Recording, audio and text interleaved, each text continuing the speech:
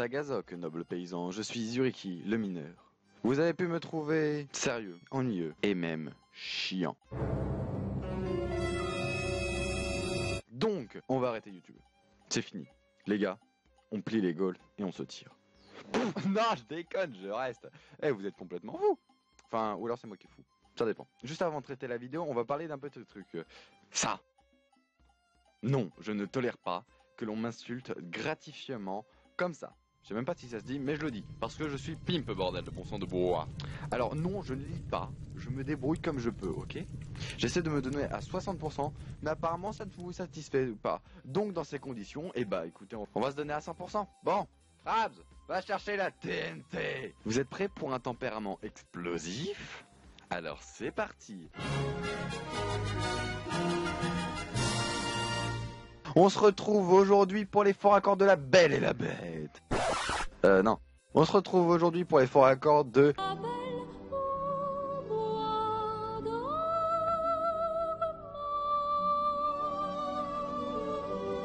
Ah, c'est tout de suite moins cool en fait. Et on va commencer tout d'abord par retrouver le premier fort accord parce que j'ai perdu mes notes.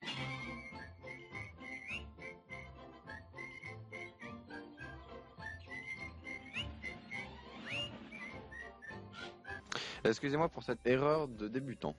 Donc, déjà pour commencer, la narration, s'il vous plaît. Il était une fois dans un pays lointain. On proclama donc un jour de fête dans le royaume, afin que tous les sujets, nobles ou paysans, puissent venir rendre hommage à la petite princesse. Comme ils le disent dans la narration, personne n'est invité, tout le monde doit lui rendre hommage. Paysans, bourgeois, nobles et tout le tout team. Leurs Altesses, la noblesse, l'aristocratie et...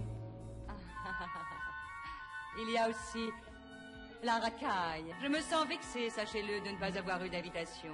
Alors pourquoi Maléfique aurait besoin d'une invitation, elle? Et surtout elle? Bah, juste pour faire chier le monde en fait, parce que qu'elle en ait une ou pas, eh bah, ça l'aurait pas dérangé. Pourquoi Maléfique méchante?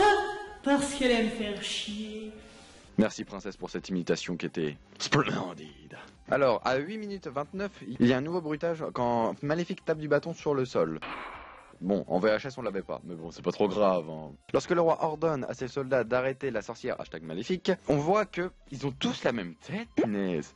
Et quand on voit un plan rapproché juste après, bah, ils ont des moustaches ou des barbiches.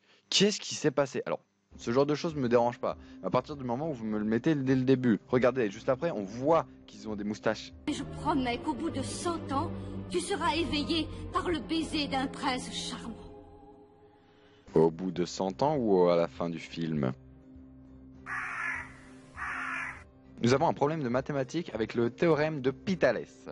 Et oui, parce qu'on peut voir le chapeau des 3 bonnes fées. Mais il y en a un qui est plus court que les autres, celui de Papronel. Mais, juste un petit peu plus loin, on peut voir une scène où les 3 chapeaux sont à peu près identiques. Alors, je sais pas, mais apparemment Disney les avait remis à l'école de dessin. Mais c'est pas une école de dessin qu'il fallait mettre les animateurs, hein. Non, non.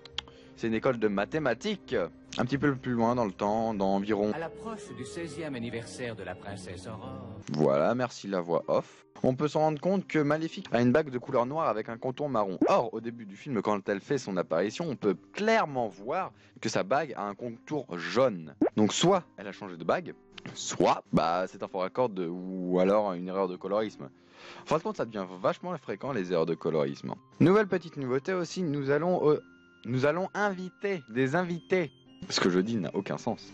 Nous allons inviter des chroniqueurs et même peut-être d'autres gens hors des chroniqueurs. Donc aujourd'hui, on va commencer par inviter Prince. Vas-y Prince, explique-nous le fort accord ici, s'il te plaît. Et nous voici donc en compagnie de ma méchante préférée, Maléfique. Alors, le fort accord le plus pertinent la concernant, eh ben, il suffit juste de regarder sa main en fait. Regardez, elle a une belle bague noire, assez imposante d'ailleurs. Regardez, voilà, là par exemple, elle ne l'a plus. Et là, elle va la récupérer, et on la voit très bien d'ailleurs. Elle a une belle manicure, soit dit en passant. Donc voilà, est-ce que vous l'aviez remarqué? Parce que moi, en fait, eh ben, pas vraiment. Merci Prince. Donc maintenant, nous allons faire un petit bond dans le temps. Au moment où Flora donne un paquet de tissus à Papronel en s'en foutant totalement de ce qui se passe en dessous, on peut voir juste à cet endroit-là un petit panier. Et quelques minutes après, on peut voir que Papronel lâche une main pour prévenir de on ne sait pas quoi. Donc le panier est censé tomber. Et quand Flora arrive, on peut voir qu'elle a le panier dans les mains, alors qu'elle était probablement par terre, ou alors dans les mains de Papronel. Un peu plus loin dans la forêt, on peut voir juste un écureuil qui va derrière un buisson, mais tout en étant devant Aurore.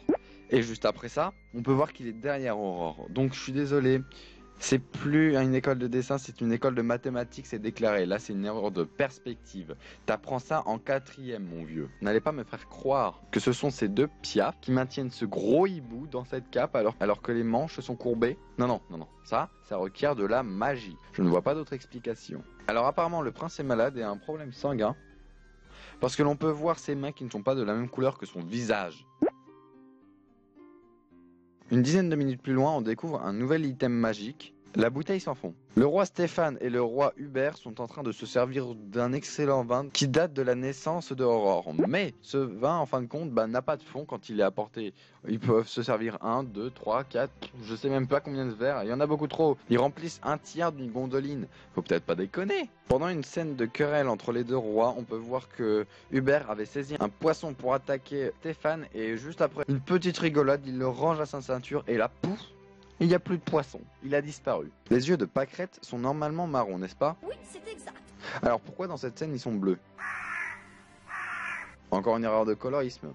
Alors ça c'était rigolo, le moment où ils se précipitent pour retourner à leur maison. Alors c'est pas le moment là qui est rigolo, c'est le fait qu'ils se soient plantés de couleurs entre Pâquerette et Flora. Regardez, le vert et le rouge sont inversés au niveau des lumières. Bon, un petit bruitage en décalé, bon montage final, je pense qu'il devait être fatigué à force de monter ce film. Et ce tout dernier faux raccord est vraiment exceptionnel, c'est la téléportation d'un cheval. Et oui, parce qu'on peut voir le cheval cavaler vers Maléfique avec le prince Philippe dessus, prince Philippe qui se fait pousser à cause des flammes de Maléfique et le cheval qui est censé toujours avoir continué. Et à un moment, on le voit faire un bruit derrière avec les 3 bonnes fées qui est caché dans les ronces. Les ronces qui sont censées être derrière de là où il vient, donc dans la direction inverse de là où il doit aller. Soit les bonnes fées l'ont téléporté en arrière, soit j'ai pas compris. Et voilà, cette vidéo touche à sa fin, j'espère qu'elle vous a plu, j'ai pas modifié mon micro, j'ai juste changé d'ordinateur. J'espère que ce coup-ci c'est censé être bon. Donc n'hésitez pas à laisser un pouce bleu pour les successeurs de Disney, n'hésitez pas à laisser un commentaire si ça vous a plu, et je vous dis Dwalin pour une très prochaine vidéo. Au revoir, et posez... Ah bon non, non, arrête, reviens. Salut. Alors, pour le petit bonus, il se trouve au niveau du roi Hubert. Quand le roi Hubert prend sa couronne pour la lancer par terre et que Philippe la récupère, on peut voir que l'intérieur est jaune. Et un petit peu plus loin, lorsqu'il dit Au revoir, eh bien, on peut bien voir ici que l'intérieur de la couronne est en bleu. Probablement, il y a encore une erreur de colorisme. Allez, salut, à la prochaine vidéo.